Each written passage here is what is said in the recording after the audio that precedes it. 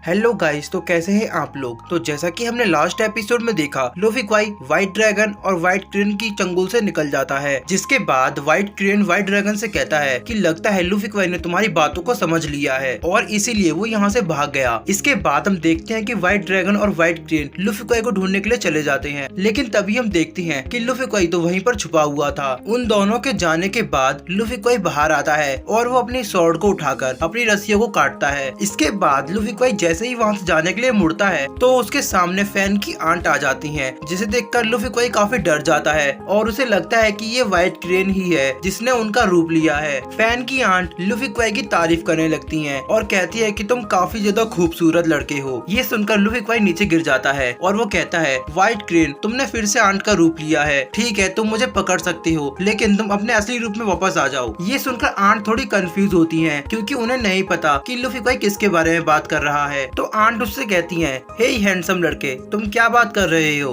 तभी लूफी क्वाई कहता है, फिर से लड़कियों वाली आवाज नहीं, तुम अपनी वाली आवाज में भी बात कर सकते हो। तो वो बताती है कि मैं विंड फैमिली की प्रिंसेस हूँ और वो लूफी क्वाई से पूछती है कि तुम कौन हो। तो लूफी क्वाई कहता है, व्हाइट क्रेन तुम इस तरह नहीं मानोगे, अब मुझे तुम्हारे साथ फाइट करनी ही होगी। और वो ऐसा कहते ही अपनी स्वॉर्ड को बाहर निकाल लेता है। लूफी क्वाई आंट पर अटैक करने के लिए तेजी से उनकी ओर बढ़ता है, लेकिन आंट उसको देखकर हंसने लगती है। इसके बाद जैसे ही लूफी क्वाई आंट पर अटैक करता है तो आंट बहुत ही आसानी से उसके हाथ से स्वॉर्ड छीन लेती हैं और वो उस स्वॉर्ड को देखकर बोलती हैं, ये तो जेन्युइन स्वॉर्ड है। इसके बाद वो लूफी क्वाई को देखती हैं और पूछती हैं कि तुम कौन हो। तो लूफी क्वाई उनसे गुस्से में कहता है कि अनजान बनने की कोशिश मत करो व्हाइट क्रेन, अगर तुम मुझे नहीं पकड़ना चाहते तो मैं यहाँ से जा रहा हूँ। लेकिन तभी आंट स्वॉर्ड को उसकी गर्दन पर रखती हैं और उससे हिलने के लिए मना करती हैं और वो कहती हैं कि मास्टर जी का डिसेबल इतना ज्यादा बेकार कैसे हो सकता है। इसके बाद लूफी क्वाई उनकी तरफ देखता है और कहता है, क्या आप सच में विंड फैमिली से ताल्लुकात रखती हैं? तो ये सुनकर आंट कहती हैं, विंड फैमिली के अलावा इस पूरी दुनिया में इतनी खूबसूरत लड़की तुम्हें कहीं और देखने को मिल सकती है। इसके बाद लूफी क्वाई अपनी हरकतों के लिए आंट से माफी मांगता है और कहता है कि मुझे माफ कर दीजिए, एक बहुत बड़ी मिसअंडरस्टैंडिंग हो गई थी। और वो आंट से कहता है कि मैंने सुना है आप बहुत ही ज्यादा सुंदर और दयालु हैं, आज मैं आपसे मिलकर बेहद ही ज्यादा खुश हूँ। अपनी तारीफ सुनकर आंट काफी ज्यादा खुश होती है, लेकिन तभी वो लूफी क्वाई से पूछती है, क्या तुम मुझे पसंद करते हो। तो ये सुनकर लूफी क्वाई बिल्कुल शांत हो जाता है। तो आंट अपनी स्वॉर्ड को उसके चेहरे पर रखती है और कहती हैं, क्या तुम मुझे पसंद नहीं करते। तो लूफी क्वाई कहता है कि ऐसा नहीं है, आप तो बेहद ज्यादा खूबसूरत हैं। तो ये सुनकर आंट उसके पास आती हैं और वो कहती हैं कि मास्टर जी का शिष्य कितना ज्यादा सेमलेस है, आखिर मास्टर जी तुम्हें कैसे पढ़ा सकते हैं, लेकिन क्योंकि तुम मुझे बहुत ज्यादा खूबसूरत लग रहे हो इसीलिए मेरा मन नहीं कर रहा कि मैं तुम्हें यहाँ से जाने दूं। तुम चाहो तो मैं भी तुम्हें ट्रेनिंग दे सकती हूँ, मेरे पास भी मास्टर फर है। ये सुनकर लूफी क्वाई वहाँ से मौका पाकर भाग जाता है। आंट उसको भागता हुआ देखती हैं और हंसने लगती हैं। इसके बाद आंट अपनी पावर्स का इस्तेमाल करती हैं और लूफी क्वाई को वापस पीछे खींच लेती हैं। इसके बाद हमारा सीन शिफ्ट होता है और हम व्हाइट ड्रैगन और व्हाइट क्रेन को देखते हैं, जो कि अभी भी जंगल में लूफी क्वाई को ढूंढ रहे थे, लेकिन लूफी क्वाई उनको कहीं पर भी नहीं दिखता। तभी व्हाइट ड्रैगन सोचता है कि वो छोटा बच्चा इतनी देर में कहाँ जा सकता है। तभी व्हाइट ड्रैगन को समझ आता है कि लूफी क्वाई ने उनको बेवकूफ बनाया है और वो लोग उसी जगह वापस लौटकर जाने लगते हैं जहाँ उन्होंने लूफी क्वाई को लास्ट टाइम छोड़ा था। लेकिन वो जैसे ही उस जगह वापस लौटते हैं तो वो देखते हैं कि लूफी क्वाई वहाँ नहीं है, लेकिन इस बार उसकी रस्सियां वहीं पर कटी हुई पड़ी हैं। जिसके बाद व्हाइट ड्रैगन कहता है कि मैं भूल कैसे सकता हूँ कि उसे जादू आता है, और वो व्हाइट क्रेन से कहता है कि जल्दी करो, हमें उसे जल्दी ढूंढना होगा। इसके बाद हमारा सीन शिफ्ट होता है और हम डोंग फैन को देखते हैं, जो कि 3 दिन से व्हाइट लॉर्ड के साथ फाइट कर रहा था।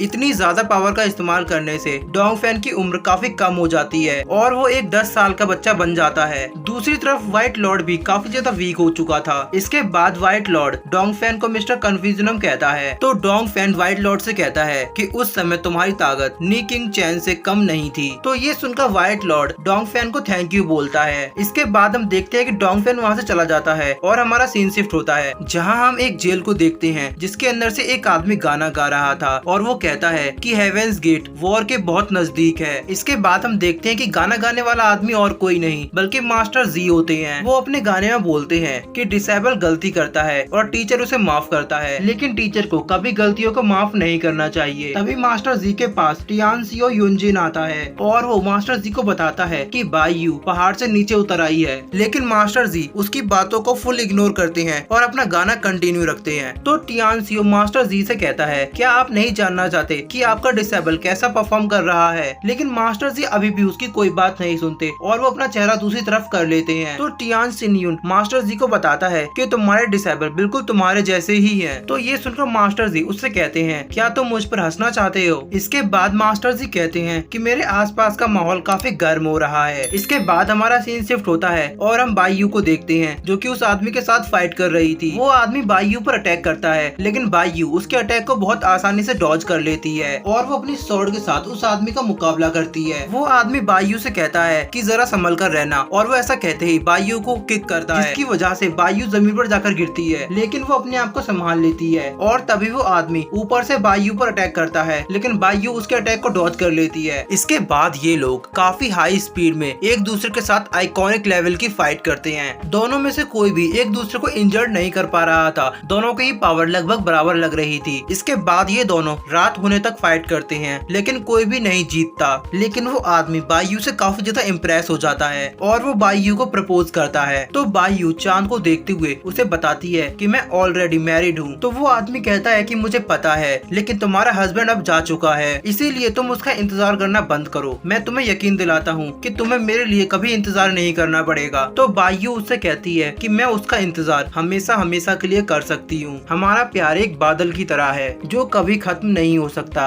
इसके बाद वो आदमी बायू से कहता है, तो ठीक है, अब मैं चलता हूँ। अगर तुम्हें फ्यूचर में कभी मेरी जरूरत पड़े तो तुम मुझे बुला सकती हो। इसके बाद वो आदमी वहाँ से चला जाता है। इसके बाद बायू भी वहाँ से चली जाती है, लेकिन फिर से हम उस आदमी को देखते हैं जो बोलता है कि मुझे बच्चों को जल्दी ढूंढना होगा। इसके बाद हमारा सीन शिफ्ट होता है। एक आदमी बोलता है कि टियान से क्यूंजिन के लिए गाड़ी पहले ही इंतजार कर रही है। इसके बाद हम एक और शख्स को देखते हैं जो बोलता है, क्या अभी तक फैन युआन का कोई ठिकाना नहीं है? वो जगह बहुत ही खराब है, वहाँ के लोग अक्सर लापता हो जाते हैं। सच में फैंग युआन, तुम्हारा लक बहुत ज्यादा खराब है। तभी हम एक और शख्स को देखते हैं जो बोलता है कि वो इतनी आसानी से मरने वाला नहीं है। तभी दूसरा आदमी उसके पास आता है और कहता है, बड़े भाई तुम क्या सोच रहे हो? तो वो आदमी बोलता है कि जब तक हमें उसकी लाश नहीं मिल जाती हम नहीं कह सकते कि वो मरा है या जिंदा है। हमें उसके लिए तैयार रहना होगा। हमें अभी भी टियानसुई विला से सावधान रहने की जरूरत है। तो वो आदमी कहता है कि हम इतना पाखंडी होना कब बंद करेंगे? तभी दूसरा आदमी उससे कहता है, क्या आप डेज हाउस के बॉस नहीं बनना चाहते? आपको पता है इसके लिए मैं हर दिन एक नई साजिश करता हूँ और मैं इतना थक चुका हूँ। तभी वो आदमी कहता है, हमने इतना सब कुछ हासिल कर लिया, लेकिन अभी भी हम सालनी टियानडाओ का मुकाबला नहीं कर सकते। इसके बाद वो आदमी कहता है कि वो लोग इस बार टियान जिन्यून का मुकाबला करने के लिए तैयार हैं। तुम अपनी एक आंख बंद करो और दूसरी आंख खोलो और देखो, पीछे हटना हमारे लिए एक बहुत बड़ा कदम होगा।